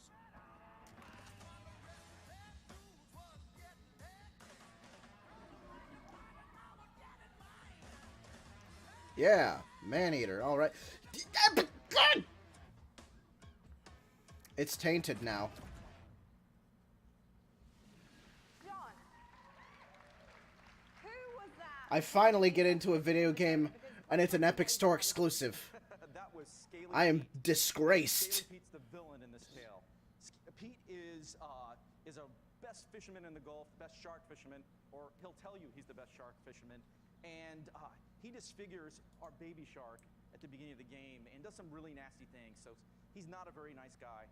And now the story of Maneater is told through the lens of a reality show called Shark Hunters versus Maneaters. And it follows Pete and the player shark on its They adventures. really just did a And, left shark meme. You know, it's a really, you know, it's a very Okay. exciting way to tell a story. And based on that trailer, to be honest, John, it looks like your main goal of the shark is to just bite everything. Yeah, there is an awful lot of man-eating going on in this game. That is the name of the game. And but we like to think of the game as a shark-tastic fun action game. It's like GTA if you were a shark. But there is more to the game than just eating. So we spent a lot of time moving through the water, breaching out, and adding abilities to go up on the beach for an afternoon snack. There's a lot of exciting things that you can do in the game. And you mentioned before it's a shark PG. How does that progression system work?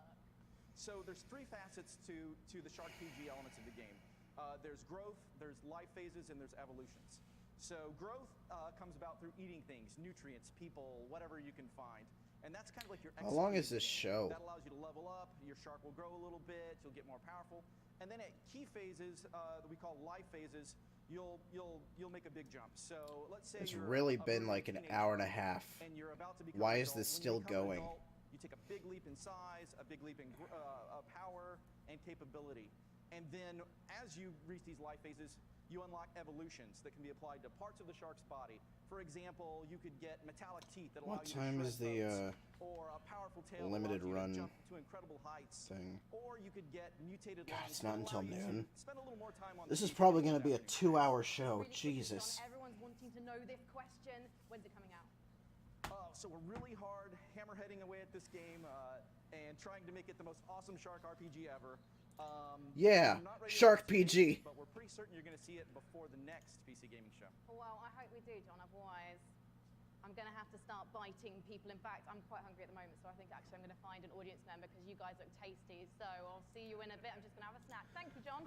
Audience looking like a snack.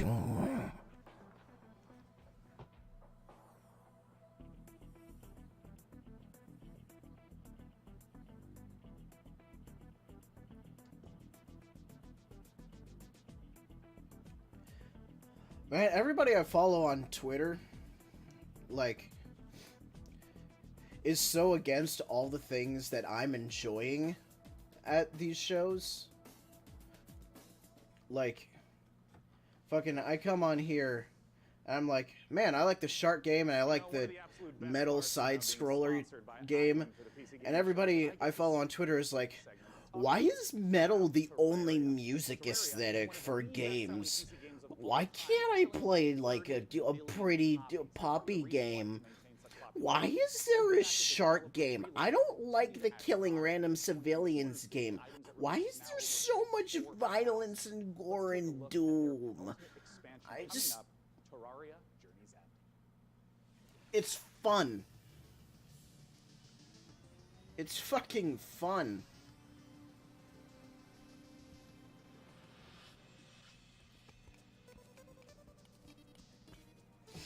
I don't know, maybe it's just because I like horror and shit. Maybe all of that. Maybe I'm a psychopath. Who fucking knows? Games like that are just fun. Also Terraria. Okay. Yeah, those guys should like this.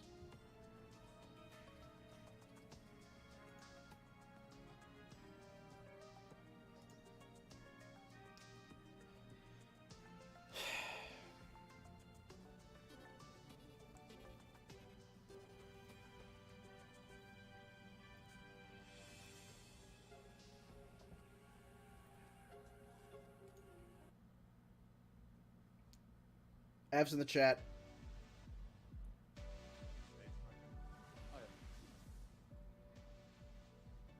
Oh man, free loot. The next title that we're Wow. going to be looking at is a game that Free is loot. the spiritual successor to Gee Her whiz. Story.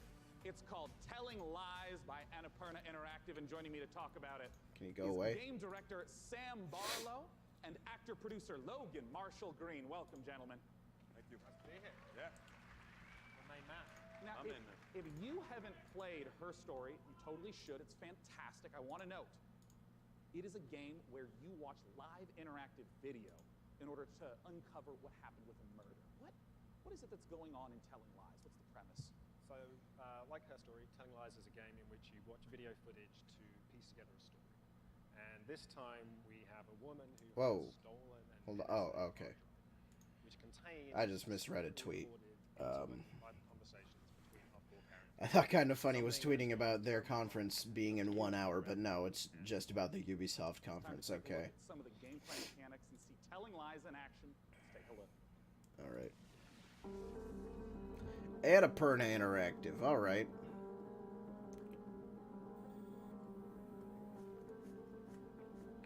So we're doing another FMV game. Once upon a time. It's late. I gotta get her in the bath. I don't love you and I don't miss you. Okay, thanks. I didn't anyway. Jeez.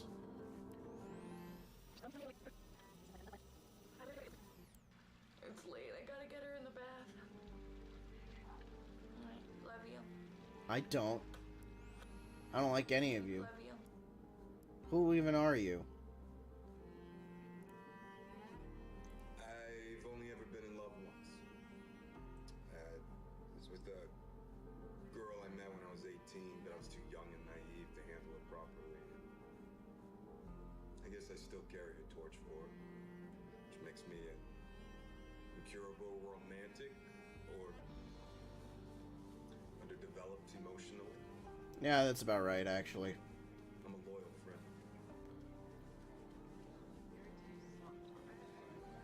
A man died in my house at work today.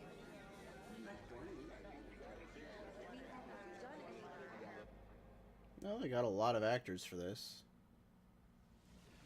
Oh, Probably Sam, showed I all the got good some ones in the questions trailer. for you about what Good we've ones. just seen. I mean, talk to me about the mechanics. I mean, I saw, you know, the subtitles up, highlighting, and it was loading more video footage. What's going on? So what we do in Telling Lies is we take all of the Tell me lies, tell me sweet little lies. around in a 3D world, and we apply that directly to the story, to the footage itself. So you're going to be scrubbing around in these clips, paying close attention, and you're going to be picking up on the subtext, listening to names, people, places, and with that information, you're going to use that to find more clips, dig into those, and over time, kind of build up this picture of the story. And it's truly like an open world video game. Well, I mean, you know, a lot of times with open world video games, they talk about, you know, the square kilometerage miles of America. What's the sort of scope that we're talking about? Like, how many hours of footage is there? So we got like over 10 hours of footage Fucking- here. So Wow, really? It's a story Okay. that encompasses 2 years.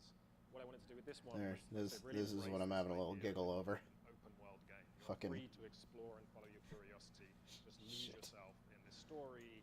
Okay. All the characters. It's this huge, messy, colorful story that you can tell. Well, I'm curious, Logan, as a performer in this kind of game, what is it like to actually try to have all the layers in there for each performance, also not knowing when a player is going to be seeing the specific footage you're performing? Well, it's definitely God, a I'm a fidgety non-linear, bastard. open-world I just game, keep but playing our with approach this and Sam's fucking approach was, fake not unlike coin. a movie or a TV show, and we had to understand it. Just gonna A to put B. that down. So, for the most part, that's how we shot it. Obviously, when you're shooting a movie or a TV show, and in this case, a game, you're going to be shooting out of order. But we actually stayed pretty linear in how we approached the story. We went after it like. How are people okay, reacting to the time Shenmue 3 on interactive, Twitter? It's trending right now. And what do we want? And we tried to make it as deep. You know, it's got a lot of scope. Yeah. But we wanted to make it as deep as possible, and Sam is one of the best movie or TV directors I've worked with, so it was very similar. Yeah. Nice. Yeah, look at you two.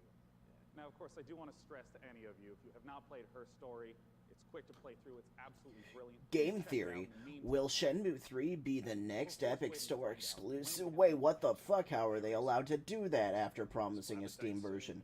Oh, you mean like every other Epic Store exclusive?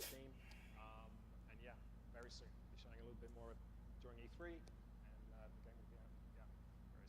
Fantastic. Desperate to get it out. Yeah. We will play it. As soon as humanly possible. Well, Sam Logan, thanks so much for joining me on stage. Ooh, Once again, boy. Telling Lies. Now, up on the balcony, Frankie's going to be talking to us about a game that my friends, year after year after year, keep telling me I have to play because of how much they've improved it. Frankie, what's going on with Warframe?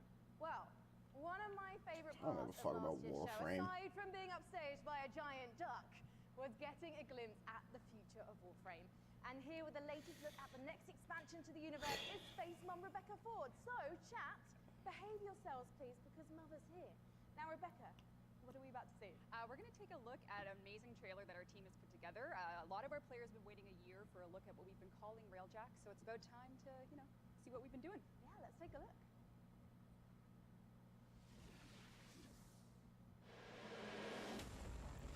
So, like, there's no fucking way I'm playing Shenmue 3 now. I was actually legitimately interested in playing Shenmue 3. I thought, hey, maybe this one will be better than Shenmue 1 and 2, because, you know, those ones suck. And then they fucking make it an Epic Store exclusive. Fuck you guys. Fucking Yu Suzuki. Bitch ass motherfucker.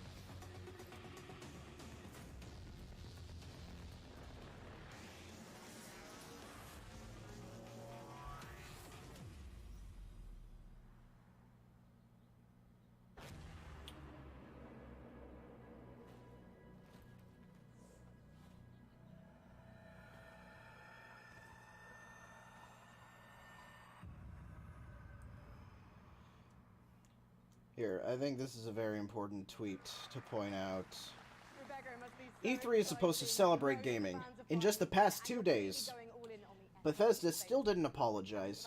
EA is still screwing over Switch players, and Shenmue 3 devs and Epic Games just ripped off Steam Kickstarters. The only celebrating is how much devs have been spitting in the faces of gamers. Rise up. Fuck. Also, Phantasy Star Online 2 isn't in Europe, so TennoCon is in London, Ontario. that too. July 6th, and you can come watch it online on Twitch. We're going to be showing This is a lot more in our this is shit, man. E3 fucking sucks this year. What's the deal with that sweet CD Projekt Red is the only saving grace, because we got fucking Keanu in Cyberpunk 2077. of our Tenno Live show. You can get it, but hopefully you stay for the whole hour because we got lots to show. Well, thank you so much, Rebecca, and good luck with TennoCon on July 6th. Thank you. Okay, now we've seen some amazing stuff today, but nothing quite so gloriously strange as our next game. Developed by Brooklyn-based studio Feral Cat. There's a bunch of Kickstarter backers for Shenmue 3 who are asking for refunds now. Ooh boy. About this one. Buckle up, everyone, because we're about to get bonkers with Genesis Noir.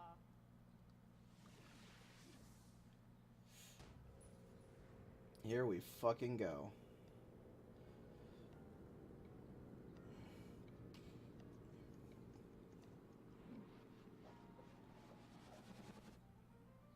Okay, what is this?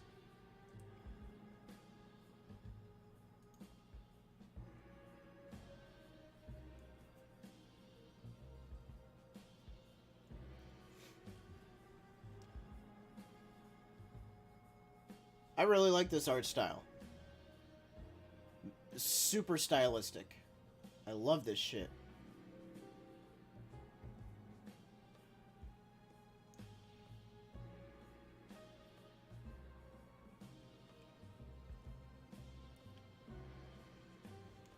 Can't wait for it to be an Epic exclusive.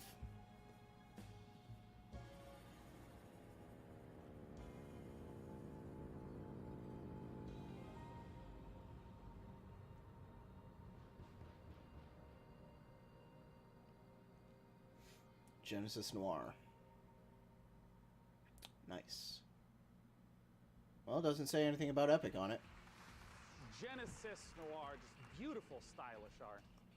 Next Yeah, I thing love let's that. Take a look at is the twist on the stealth genre. It's called El Hijo, where you play as a 6-year-old trying to escape. Imagine the actually monastery and find kickstarting your a game. mother using toys, tricks. Imagine and giving bumps. money to Let's take a people look at who will this just gorgeous take it and spaghetti run. Western-inspired project from Studio Handy Games.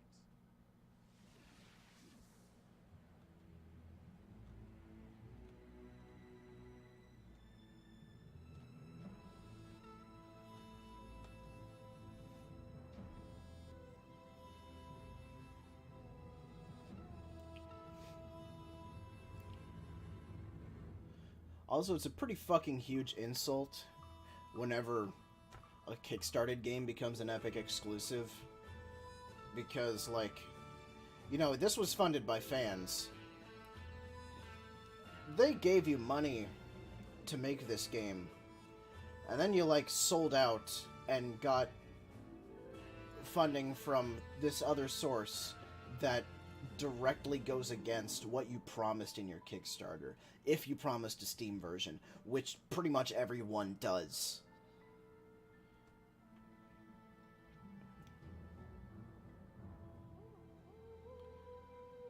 It's honestly really fucking pathetic.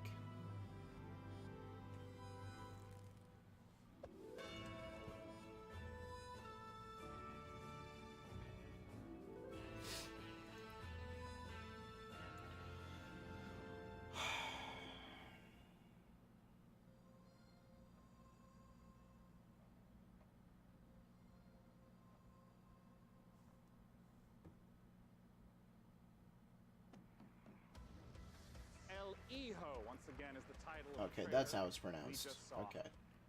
For our I was final trying to guest figure that today, out mentally. It please was join like me in El welcoming Hijo? from Larian Studios Hijo? CEO Sven Hijo?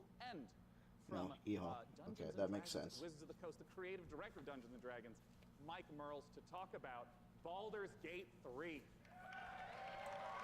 Yeah. All right, we got.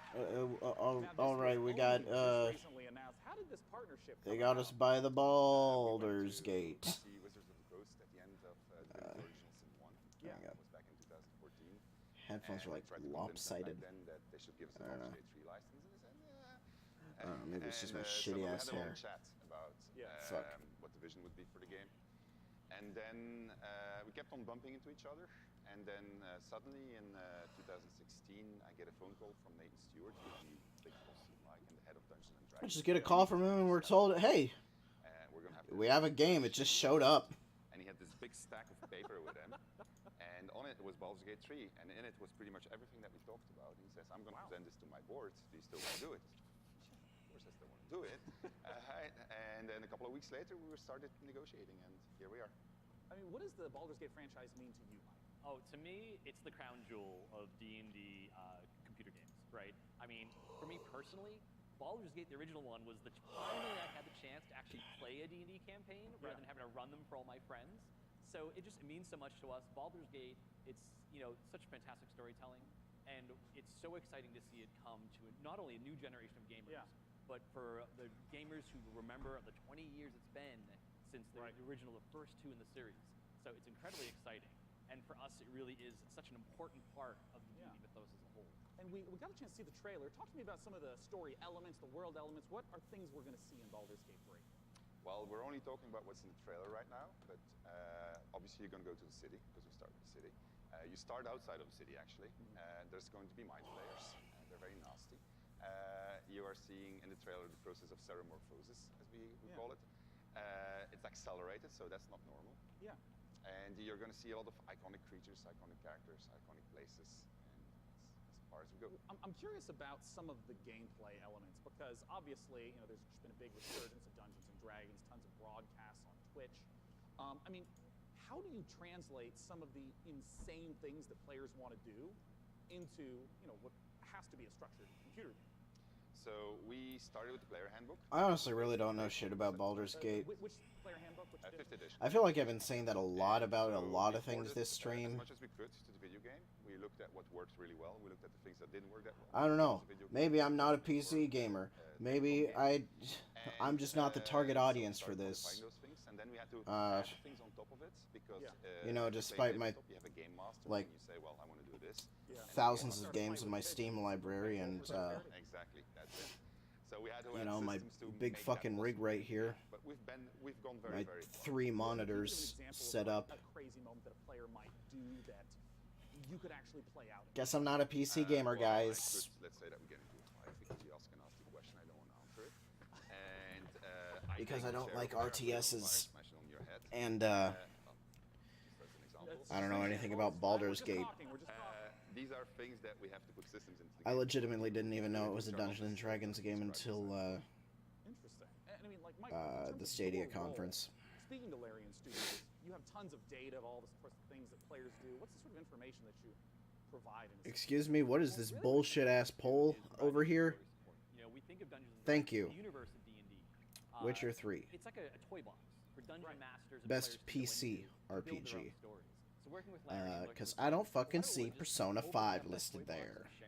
and giving that kind of guidance, like I remember one of our first meetings, we just laid out a map of Baldur's Gate, the Sword Coast, and asking a lot of questions like, what kind of story do you want to tell? Where do we want to go? What are the we want to Skyrim and Witcher 3 are the only ones on that list I've actually played. What does it mean So in terms of the story for each character, for each character race, each character class, so that if you have your favorite class and it's in the game, you really feel like you're taking on that role that you I really feel like Spider-Man. really coming to life in an authentic way in Baldur's Gate 3. And we're going to talk in a moment about Baldur's Gate 3 release dates and whatnot. But we have a second game that we want to talk about, and on a new technology known as pencil and paper. I understand that there is a tabletop prequel coming for Baldur's Gate. Exactly. So in that's Baldur's kind of Gate, we cool, think it's actually. one I side, appreciate that. All the different games coming together to tell one grand story of this city.